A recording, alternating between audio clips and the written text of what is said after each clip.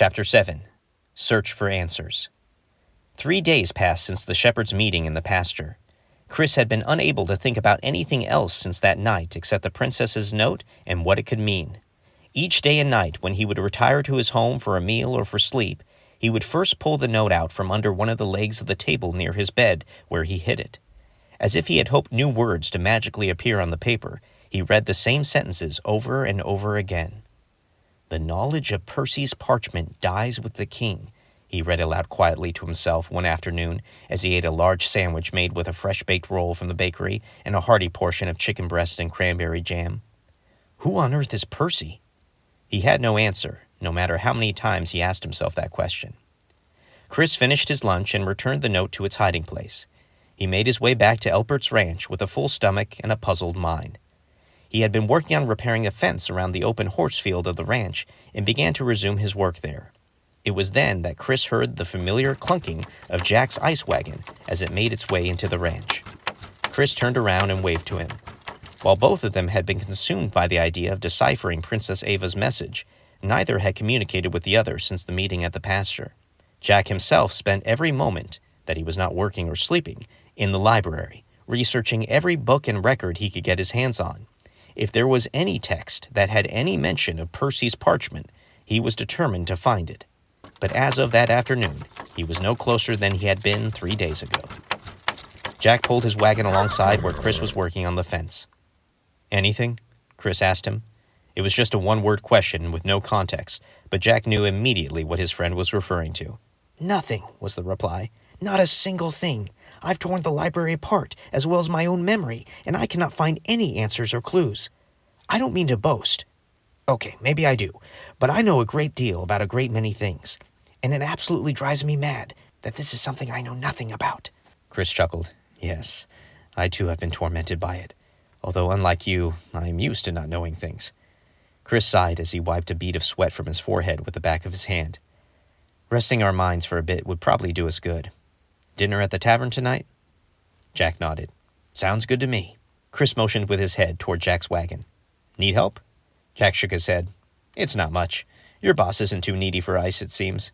Now, if you were offering to help me when I make my delivery to the butcher's down at the marketplace, that would be a different—" Jack suddenly stopped, for he was suddenly distracted by a man walking outside of Elpert's home on the opposite end of the horse field. "Chris, wasn't that one of the men in the circle the other night?" Chris turned around. Yes, I believe he was. A moment later, Mr. Elpert emerged from the house as well and began making his way over to Chris's location by the fence. "Good afternoon, Mr. Elpert," Jack said, tipping his top hat to his customer as he got closer. "Got your ice right here for you. Usual spot?" Mr. Elpert was an older man with a stronger build and gray hair that came down to his shoulders. His clean-shaven face rarely showed a smile. It was not that he was a mean or unpleasant man, but he had never been one to crack jokes or laugh loudly. "Yes, please. Thank you, Jack," Elpert replied. "How's the fence coming along, Chris?" Chris surveyed his work. "Almost done, sir. Just need to secure a few more beams along the final posts here." Mr. Elpert examined the fence with an emotionless face. Yes, it looks good," was his simple observation. "Keep it up." Chris nodded. He was caught off guard, since his employer usually did not check in on his work as conspicuously as he was now. "Well, take care, boys," Elpert said finally. "Peace to you." A small smile appeared on Chris's face. Now he knew why Elpert had made his unusual trip out to the field to chat with one of his workers. "Goodwill to all," Chris obediently responded. Elpert nodded to both of them and began to walk back toward the house. Jack let out a little snort of amusement. "Guess we won't be spending our evening at the tavern after all." Felix was a young elf who was always taking walks through the forest. He did not have any close friends, but this was not a point of concern or sorrow for him. He simply enjoyed spending his time alone, observing nature and discovering new places and animals. He had never met a human before, but this was not unique. Most elves his age had never known a world outside the forest. The elves found refuge in the forest nearly 100 years ago, after increasing threats from humans to the south of the forest had driven them there. Elves possess powers and abilities that most humans would term magical or supernatural. Some humans were frightened by these powers, such as the ability of an elf to become invisible. Other humans wished to abuse the elves' unusual talent to create and build objects with remarkable speed. In either instance, the elves found themselves and their livelihood in danger, and so they had long ago vowed to live in solitude, far from any human interaction or influence. And that is why Felix's experience during his walk in the forest that day would be considered so unexpected and singular. For as he strolled in between the evergreen trees, enjoying the sights and smells he was so familiar with, but never grew tired of, he heard a faint rustling in the brush nearby. He paused, waiting in anticipation for a rabbit or small deer to emerge. For several minutes he sat there waiting. He knew the creature had not left the brush, but the rustling had ceased. "Come on, I won't hurt you," Felix called out, walking slowly toward the thick bushes that blocked his view of the animal. To the great astonishment of Felix, he heard in response not a bark, chirp, or hiss, but an actual voice. Help. Felix could hardly hear the voice, for it was extremely weak, and he could tell the individual it came from was in great distress. He ran to the brush and hurriedly pulled aside the branches and leaves. He gasped at what he saw. Without hesitation or another thought, he ran back to the elves' village deep in the heart of the forest. As he approached, he saw 3 elves he recognized climbing a tree and sawing off its branches. "Donner! Comet! Blitzen!" Felix shouted up at them. They looked down from their position in the tree and gave him a friendly wave. "Get down here immediately!" Felix begged. "I need your help!" The elves quickly made their way down the tree with the branches they had sawn off.